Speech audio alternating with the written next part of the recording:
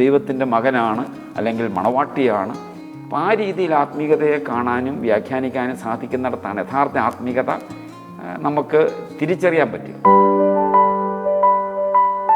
Zero Malankara സഭ curia bishop most Reverend doctor Antony Mar Silvanos മനസ്സ് തുറക്കുന്നു. സുവിശേഷം നാട്ടുകാരെ നന്നാക്കാൻ വേണ്ടിയല്ല, ഞാൻ എന്നോട് തന്നെയാണ് സുവിശേഷം പറയേണ്ടത്. ഞാനാണ് നന്നാകേണ്ടത്. ഞാൻ നന്നാകുമ്പോൾ എന്നിലൂടെ ആ സുവിശേഷം മറ്റുള്ളവരിലേക്ക് ഘോഷിക്കും.